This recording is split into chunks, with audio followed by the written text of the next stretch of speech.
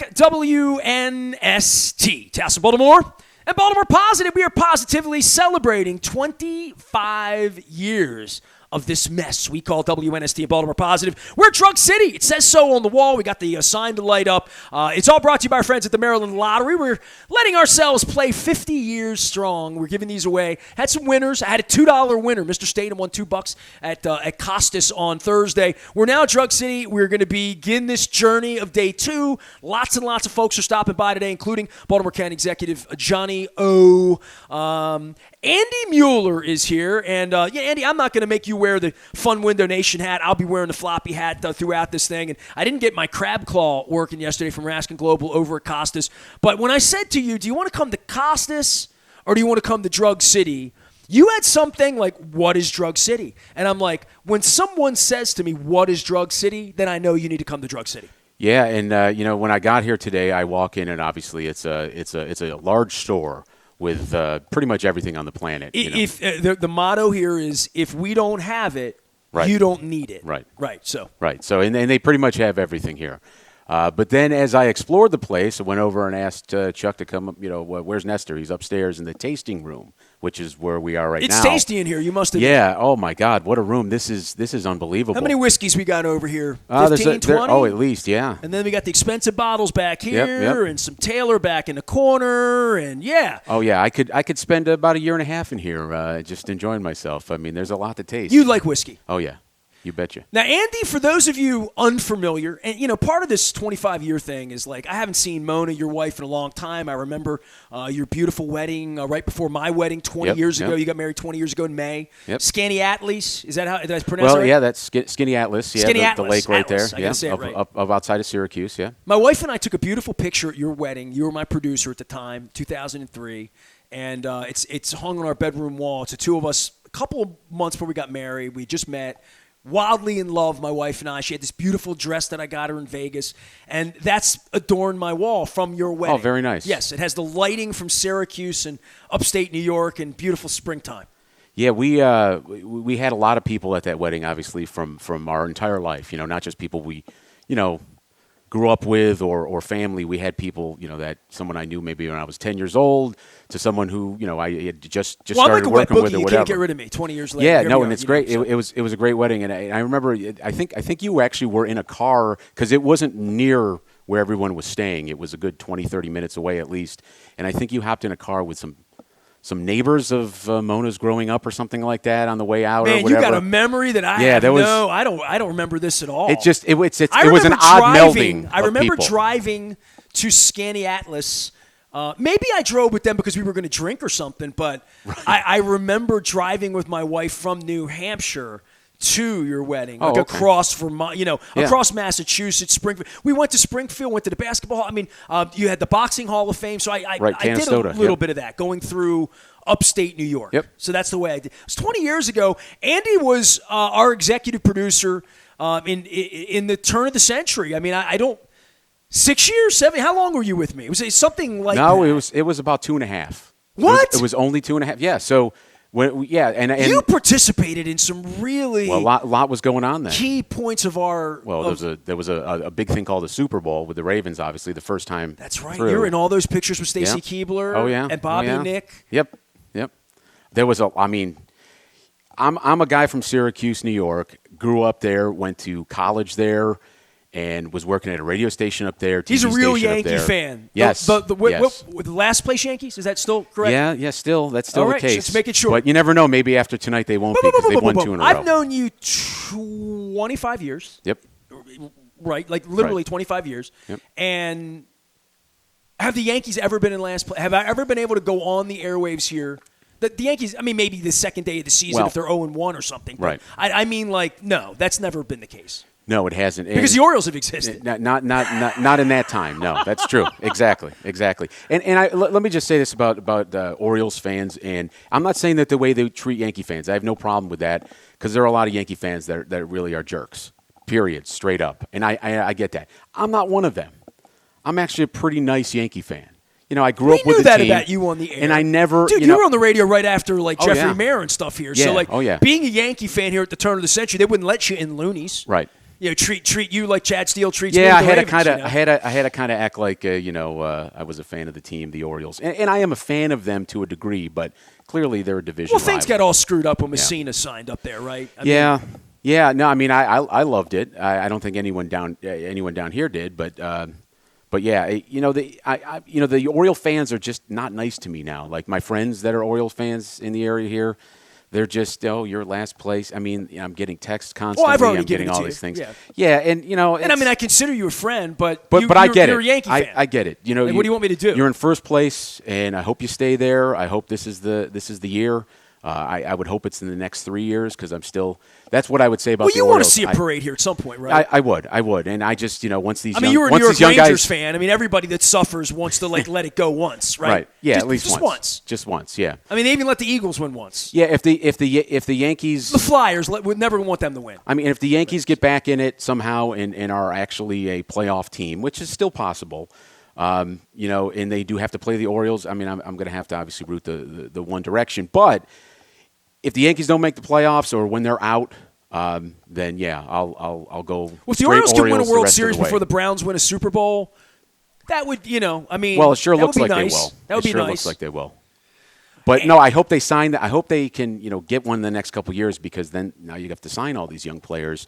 And you saw Machado and whatnot. And will this team change? We almost saw Lamar, right, in football. And we almost saw Lamar. When you get into the crosshairs of negotiating, I mean, look at what Shohei Ohtani is going to go through in Anaheim right now. Like, once you get to the end of that window, the closer you get. And I'm not a guy that thinks they should give Gunnar Henderson $100 million tomorrow, or Adley Rutschman, but I think they need to be thinking about that. And that's sooner than later.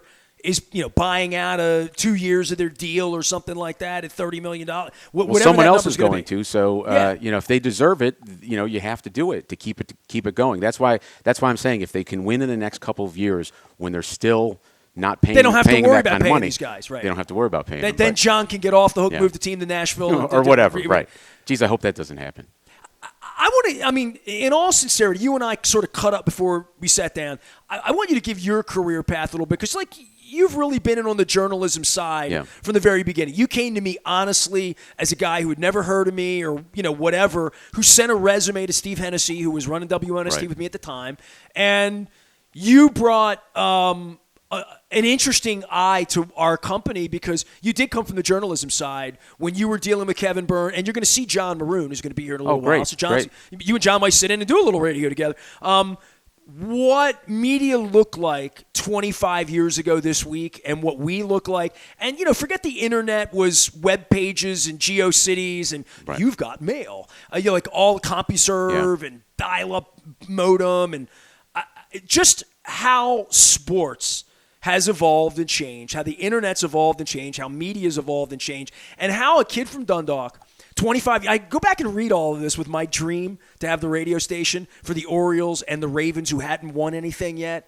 And to think that they've thrown me out and that I'm the bad guy for cheering for them for 25 years. I think it's a fascinating. You come from a different point of view. I didn't grow up with you in Dundalk. Right. You work for me. People think that I don't get along with all of my ex-employees. The ones who don't get along with me, I don't get along with. But people that have worked in my place and know my dream and met me at 28, don't have any Baltimore Sun experience, Hammerjacks. I have all that going on. Everybody who was on the show yesterday has known me since I was a teenager. And there's a whole different level of what their appreciation is for whatever we've done, Right. But you came in and left and then went to work for the man, right? You went and worked at Comcast. You did Redskins, Ravens. You launched the website. You did all of this stuff after you left me that I'm really, people see Rob Long or they see Jeremy Kahn or they see Bob Haney. They see people that worked with me. You were a guy that did it behind the scenes when you left me at a high level. You worked for Steve Jeppe. The relationships we had and the work we did together, your career went a different path. I was always proud to see you doing that work. Yeah, so when I had first come down here, my girlfriend Mona, who now is my wife of 20 years, she came down here to work, and I said I got to find a way to get to Baltimore. So Baltimore was attractive to you at that time. Right. So I'm driving around. I'm flipping through the radio dial, and I was working at a TV station up in Syracuse, but radio was my first love. So I said I got to find a radio job down there if it's possible, because you really can't in radio. You can't pick where you go. radio is a very transient business. Whether you're a DJ, a sportscaster, it doesn't really matter. You go where the job is. And well, there's X amount of jobs. Right. It was a limited. Yep. It still is. I mean, it's an FCC license. Right. So there's. I mean, I had feelers out in Cincinnati, Los Angeles, Charlotte, you name it, a bunch of different places, to work at. These brand new all sports stations that were popping up everywhere. And I've been sharing those links, right. Out on social media because I'm trying to put people's mind into what we found when we found this, right. and what the odds, how the odds were stacked against us, and all the critics they'll never make it. It's AM radio. They don't have a relationship with the Ravens and the Orioles that are going to pay them $10 million a year. We were never going to. Yeah, I'm not sure that mattered as much back then, we. It mattered to Jeff Beauchamp when the story came out true. that he had the Orioles and we didn't, and therefore we would never survive. Right, Literally. Right. Well, I mean, you don't have the internet to compete. Radio and TV and newspaper ruled the day back then. And like I said, I'm down here flipping through the radio dial. I get up to 1570 AM, hear this guy Nestor talking. How long were you on the air at that point? I feel like you started August, and it was October when I was down here and helping her move. Okay, so we were we were really looking for help at that time. Yep. Okay, fair enough. Right. And so I got contact information from the station. Funny enough, the station was over on Hart Road, which was really just right around the corner. I remember Steve's like, I got a guy from Syracuse. Yep. So I sent him a cassette tape, and on the cassette tape it had my phone number, which is a toll-free number, 1-888-HEY-ANDY. So I had that that to was call your me back. marketing. That I was remember Steve told me, this guy's sharp. Yeah. And at that time, I had nasty newsletters. You right? did. Yeah. You did. So I also could bring production equipment and do commercials. That was the main thing because you guys really, you wanted this to have. This man sat in a closet. You literally. Well, you had to. You had to production in a soundproof closet. Yep. When I think of you sort of like my wife when she's working and I bother you. You'd have your headset on. You turn around and you're such a nice guy. You're such a nice person. You couldn't be an asshole, but you'd look at me like, dude, I'm trying to edit. You were always like, you always had earplugs in. Yeah, well. And Luke gives me that now, like after a game. Well, I'm not really a reporter anymore, but for 15 years, Luke and I would sit after games and he'd be like editing the sound and I'd be bothering him. And he'd give me that stink eye like, dude, I'm editing. I would be the same guy. If you came in and bothered me when I'm editing, I drop my wife does it. Well, I drop the headset. I'm like, all right, what do you want? What do you want? Can't you see? I'm working. You're a worker, dude. Yeah. So I just want to let everybody know. Nestor would come in. Okay, Nestor, we need you to voice this spot, and it's Friday at 4:30 because Hennessy would always, for some reason, he'd be out selling all week. He'd show up at 4:30 on a Friday, and he'd be like, "Here's these 10 commercials we need done," and they have to start running. On Hennessy, man, no, I mean we needed the commercial money. No problem. Steve and I are not friends or related in any way, but I am eternally grateful. Eternally grateful. He did great stuff for Steve being a part of my life at that point and helping us create something that 25 years later is still here. Oh yeah. Like literally, you guys, all of you. I'm grateful. I really am. But Nestor would fly in the studio, he'd come running in, and I'd say, okay, I need you to voice these two. And he would just, like a whirlwind, you got someplace to go. I got to do this. I got to do this. I'm a one spot. And right. Well, so you know that. Not all the time though, because sometimes I was like, what am I going to do with this now that? So sometimes I'd have to like. You're out of there. I have to tag the commercial myself or something. So you'd have to edit all that out. Yeah, little extra and sometimes work there. I would leave it in the mic. I'm like, Andy, this sucks. And oh man. So we found those. If we found the old raw tapes, I have all the tapes from our era. Yep. You were there when we went to mini disc briefly, or was that Ray Bachman? Yeah, no, I was the mini disc guy. I see the handwriting, and thank God for you, Ray Bachman. They're paging me at Drug City. Nestor to Pharmacy. Big Boy Milkshake coming up. We're at the tasting room at Drug City, by the way. It's all brought to you by the Maryland Lottery. Andy Mueller is my guest. I think of you as our first producer, but I don't think of you and Ray. Like, you overlapped in a big, big way. Right. But I see your handwriting on the tapes. So, I know Hennessy's handwriting, your handwriting, Ray, are on almost everything. And you and Ray specifically were really detail-oriented in the way, like our Atlanta Super Bowl, it's easy for me to find Steve DeBerg because his name's on the tape. So's Tom Jackson. And these were all guests that we had in Atlanta. We had all kinds of them, yeah. When the Ray Lewis thing went down, you were with me, right? Yeah. But all these years later, I have all of this tape, all of these memories. I really do want to get to you being in the media and how much it's changed for what my vision was, what our vision was, and what sports has become to treat the media like trash. You know what I mean? Like, it's not a good gig for Luke right now to be out there and having managers and coaches threaten to be throwing them out because they've thrown me out, right? Like, the way sports operates, I mean, even ESPN, right? Like, all the Comcast sports nets, all the Massins, Sinclair lost $75 million on RSNs. They're trying to figure their business out from a media perspective, but it doesn't include, like, the community or the media. It only includes their house media. Literally. Yeah. I mean, internet and streaming, you really changed the world, and no one knew at first how, because, if we go back to 1999, early 99, I started the station. We'd read the paper in the morning. We'd watch the game the night before. We'd flip on the mics. We'd do a show. We'd have the callers call in, giving their take on different things. There's no social media at the time. You really didn't go on the internet for breaking news. I mean, it was there, but it wasn't to the degree. Well, the Baltimore Sun wasn't trying to get you to their website. Right. They were trying to get you to buy their newspaper. So if they had a scoop at 8 o'clock at night, they weren't putting it on the internet. They were putting it in the newspaper. No, but you know what I mean, right? I mean, yeah. And radio, during our era, radio was the middle ground. That when Johnny Unitas dies in the middle of the day, right. We were the ones. Channel 11 wasn't going to cut off General Hospital, right? WBA radio was the medium for things that happened after the newspaper, things that happened during the day. I mean, press conferences, things that happened during the day was radio's exclusivity. I mean, if you think about it, we were able to, and I have a Johnny Unitas thing to tell you, but fact to tell you about personally with me, actually, funny enough. All right. But anyway, we'll get to that. We would take the press conferences, Brian Billick's press conferences, and we would record them and put them on the air. We considered him the president in our But we were brand, able to right? do that. I mean, there's absolutely no way a radio station is going to do that unless they're going to pony up right now. There's absolutely no way you're going to get a John Harbaugh press conference live on the air, or you're going to be able to even you can do so many snippets of it and whatnot, but media changed to the point that the teams took over. The internet happened, and the teams took over their own coverage, basically. And I'm not saying don't care about the rest of the media covering them, but are very, they realize they can charge for the access.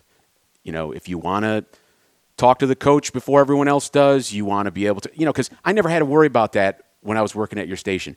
So Fridays were Ravens access day where we could go see the players. And I would literally walk in the locker room. Goose would give me something. He'd call me Uncle Fester or something funny like that because I had, the buzz cut or whatever. I go talk to Rob Burnett over at his locker. Goose would make fun of us because he's a Pitt guy and we're Syracuse guys, so we're talking. You and Rob were. Oh yeah. See, I didn't know. I mean, Rob and I were. I want to hear all that. that. Okay, good. So it was. Rob's a good man. Oh yeah, and then they would bring in like 50 pizzas and. And the players be eating, and just getting done with practice, and then there's Rod Woodson over there. Oh yeah, there's Ray Lewis over there. Oh yeah, there's Shannon Sharp over there. Yeah, and whoever Scott Mitchell at first was the quarterback, and then Stoney Case and whatnot, and then obviously we got Dilfer and Banks, and that whole thing that year. Did you get on with the Ishmael too? Or yeah, oh yeah, you bet. Syracuse guy. Oh, you bet. I'm just trying to think of the Cuse connections. Yeah, you had yeah, here. Kadri for sure. Yeah, definitely. But just the fact that I didn't necessarily either went to school with them at Syracuse or they were right before me, like Rob was right before me at Syracuse. But yeah, just be able to go to any locker, talk to whoever, get some tape, ask them about the game coming up, ask them how the offense is, the defense is, and then Brian Billick. What was great about him was I would show up to practice Friday. And everything was great about Brian. Well, right. So he just all these years later. Brian was just the greatest. Oh, yeah. Brian was just the greatest. And anybody that doesn't believe that just doesn't know Brian. Yes. And it has nothing to do with my partnership with him. It does because I spent so much more time with him even after he was deposed. You know what I mean? Like, everybody loves Brian. When you walk in a room with Brian, Brian owns the room. And that's not John. I mean, that's not most NFL. Certainly not Bill Belichick. Well, he's obviously a very organized and, to the T type guy. And so you'd show up to practice, the practice would end, and Brian needed to, for some reason, walk around the track. Now, maybe he was just clearing his mind, getting a little exercise. He wasn't running. He was walking around the track, and we're talking over where Stevenson is now, the old Ravens complex, the old bubble, and the old Colts place, over there. And so he'd walk around the track. And I would stand there waiting to do a quick interview with him, so we could have something to run before the game on the weekend or on Friday afternoon show or whatever like that.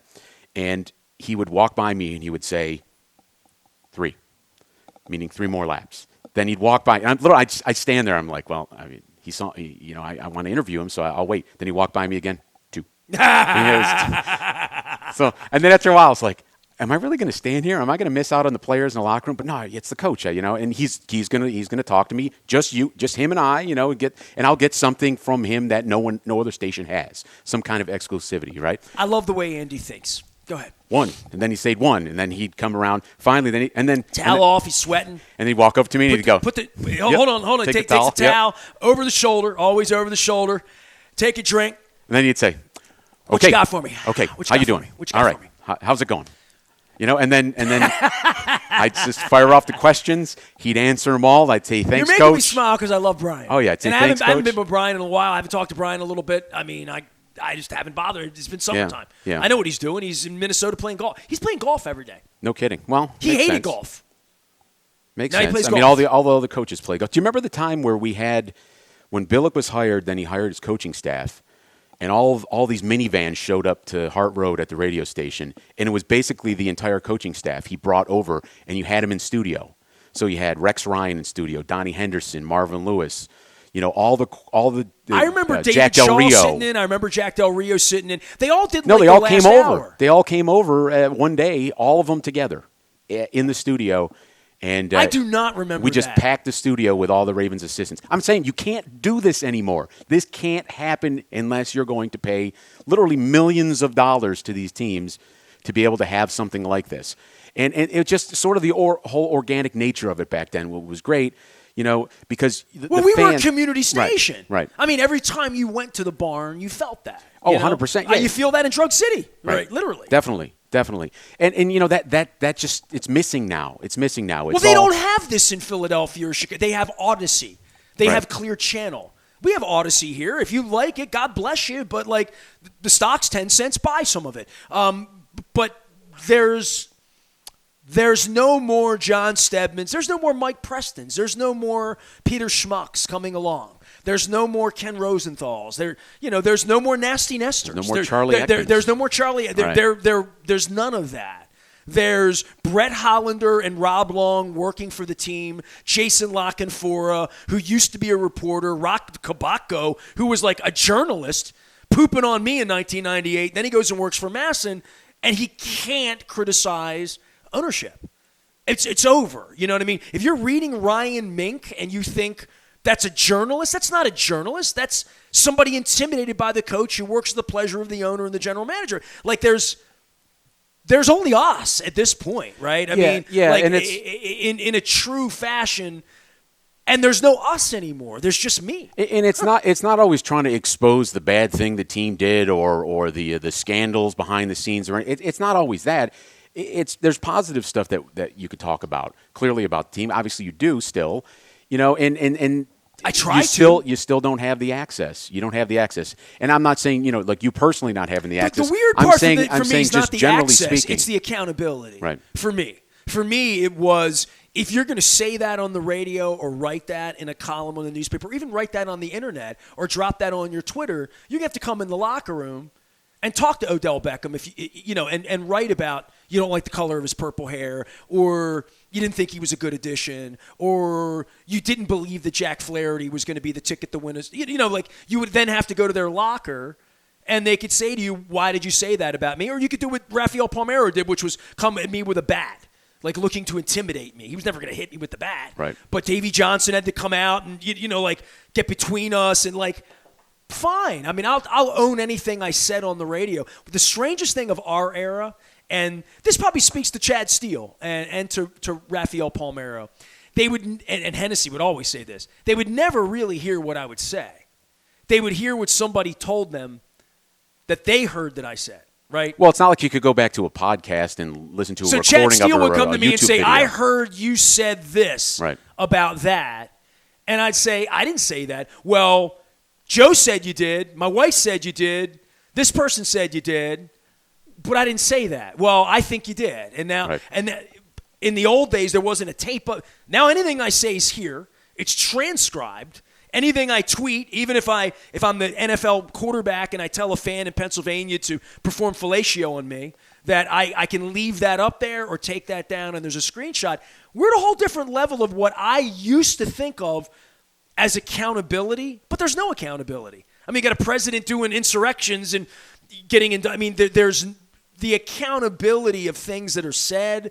I mean, this maniac with these poor children and their parents up in New Jersey who gets a whole platform off the Rush Limbaugh tree.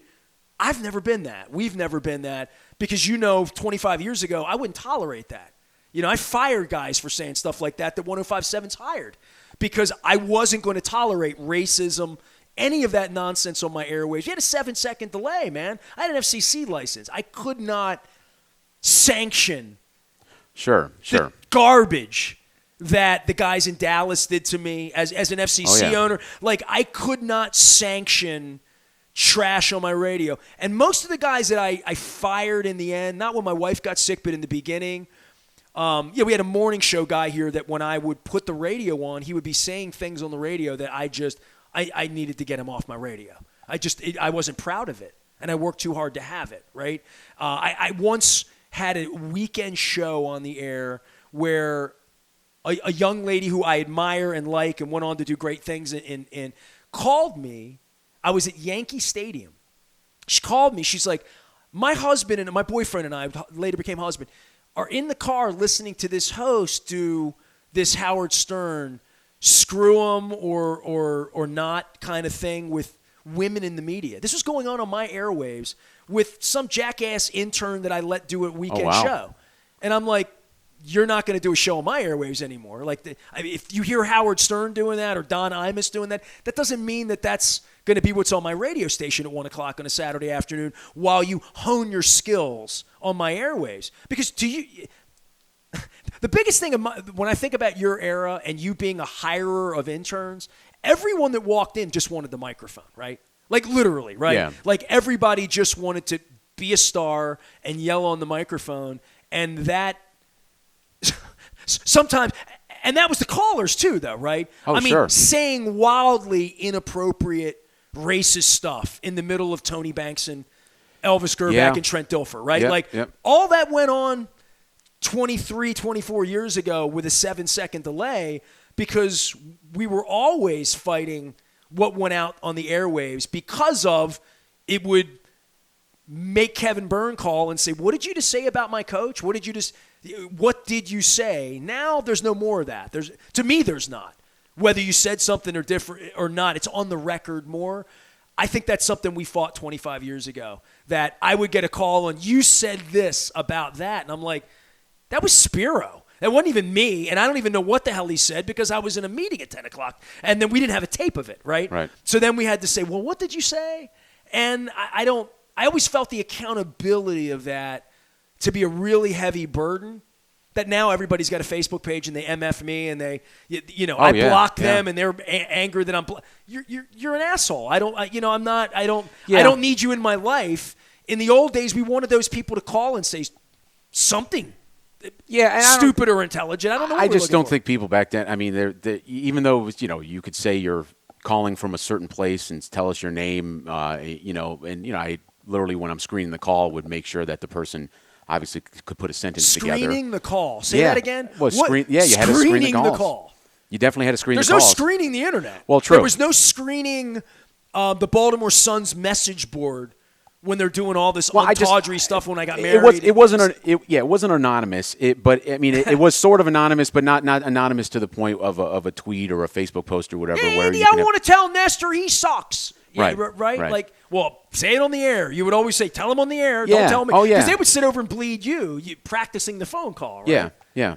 And then obviously you have to be on topic. If we're talking about the Orioles, we're not going to just shift gears and immediately take whoever to talk about, Coppin State basketball. When we're talking Coppin State basketball, we'll take your calls on it. But, you have to realize it's, back then it was it 1% of your audience are the callers. Right. And you want to put good callers on the air. Now, we had great callers. Don't get me wrong. We had some great callers. That's the thing that really deteriorated. Yeah. The quality of the phone calls that I was getting in 2001, 2, 3, the engagement with sports where They knew the rules. They knew the waiver wire. They knew the salary cap, at least in the year. Because I would always say, if you don't understand the salary cap to a host, well, I don't care about the salary cap. Well, then how are you going to do sports radio? Right. I mean, I was really a prick about what I wanted on the air. You must admit that. I did not want garbage on my airwaves, and I heard garbage on other airwaves. I heard 1300 was garbage. It was awful. That's why we kicked their ass. That's why I'm still here, because what they put on the radio was terrible. And I still think 105.7 mainly is terrible. Like, when I listen to it, I'm like, this is awful. I wouldn't sanction it. My bar's higher than that, because I wanted to be here 25 years later and be respected and not be thought of as somebody that's putting dirtbags on the radio on the weekends talking bad about local women in the media. I mean, that's not what I was about. Right. Yeah. And, there's something to be said about, sports talk kind of turned into guy talk and whatnot. Oh, yeah. But, we never really And the went. politics where that went. Yeah, later on. And we never really went that route, and there's really no reason to completely go that route. I mean, we talk guy stuff, some locker room talk, some beer you want to drink, a cigar you're smoking, that type of stuff. More of like, guys like to do certain things, on weekends or whatever, but it wasn't anything. Guy talk means that I can say or anything, sexist, racist, under the table. Well, it make became jokes. that maybe. Right. Well, and we're just doing it. It's comedy. It's just comedy. It's a racist joke that's comedy, right? Like, we're funny guys. And the gambling part of guy talk from 20 years ago, completely sanctioned now, right? Like, totally. I mean, I have Hollywood Casino. You can go up there, bet during the game, before the game. You can bet on this pitch, bet on that pitch. Ben McDonald's in on it. Palmer's queasy about it. I mean, Big Papi's got a hose, right? Kevin Byrne would have thrown us out of the locker room if we were sanctioning points and gambling and who's injured and who's not, and this is why I'm betting on the game this week. Like, all of that was verboten, right? And that's changed dramatically. Totally has changed. And, there's radio networks or websites clearly that just deal with that end of sports.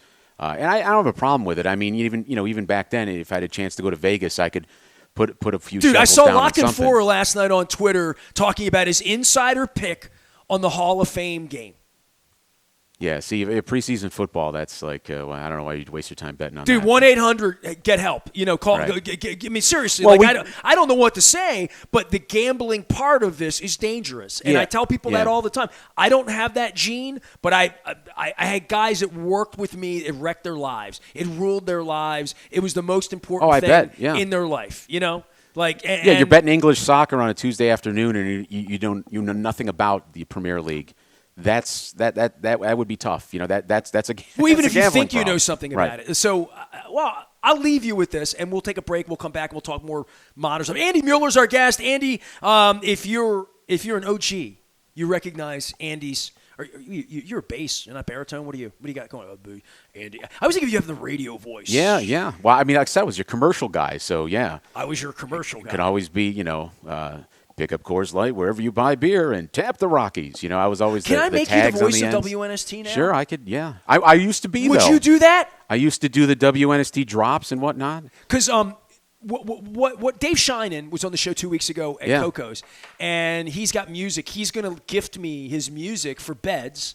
So I'm going to use his music as the new music beds. Oh, very good. For our 25th anniversary. You see our 25th anniversary logo? No, I did hear that you were going to have a new logo. No, we got a brand new logo. But you haven't shown it to anyone yet, or? No, it's on the front of the website now. Okay. But I want to. to. I have seen it. Yeah, I have seen it. It's got the fireworks and stuff. Yeah. You haven't seen it yet? No, I have seen that. Oh, okay. yeah. So we have a 25th. I didn't know if that was just temporary. Well, I want to do new branding.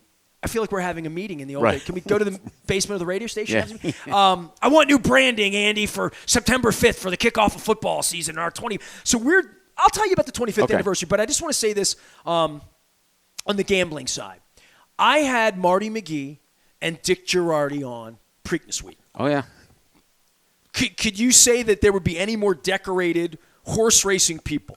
Right. I mean, they're horse players for sure. Life, I've met both the guys who they're, life are friends of mine. Hung out at the track with both of them. I've known both of them more than 35 years. Like, literally. I've known Dick since 1984. My first byline, and I talked to Bob Nussgart yesterday, News American, my name and Dick Girardi's name are on the sheet. I have a full sheet for my wall of my first byline with Teresa Andrews and July of 1984. What was the subject matter? Teresa Andrews had won the gold medal in the 1984 Olympics in Los Angeles. How old were you in 84? 11. 11, okay. Yeah. So 1984, I'm 15. I had my first byline, and Dick Girardi's picks, and Rich Petro, too, were on the same page. So that's how long I've known Dick. Wow. My first byline, summer 84, 39 years. Marty McGee and I went to the Paul Simon Graceland Tour in 1987 nice. at Merriweather. Yeah. So I've known him that long as well, all right, through the racetrack. I had them both on, and we did our whole, is the Preakness leaving town, what's wrong, the Derby winner's not coming to the we did all that, right? And then you've done that, what, 20 years Well, I said running? to both of Anyway, them, I said, sorry. you guys were on the front end of this whole gambling thing where you were at the press box at Pimlico where you could go up and you could bet right there and watch in the press box, right? There was two betting windows in the press box. You bet there were, yeah. Right. Yeah. So, and how weird that was, right? Like, it's just as a sports fan that baseball and football will never have that. Never. There's always a line, too, by the way. Always a line, Yeah. right? Yeah. Bills coming out, forms, looking up at the horses, walking on the yeah. track. Clem Florio, oh, you baby doll. Look at him, Andy.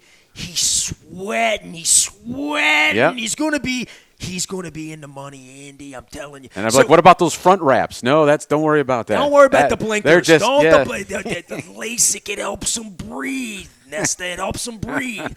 So I love those guys, and I wish I could talk to Clem, and Clem would say the same thing. So I said to Marty, you've been betting all you, and Marty's a degenerate gambler. He bets on baseball. He's been bet on everything forever, all his life, right?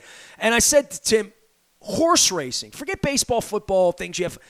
You're a horse racing historian, aficionado. This is all you do. Are you ahead or behind betting on horses? Oh, behind.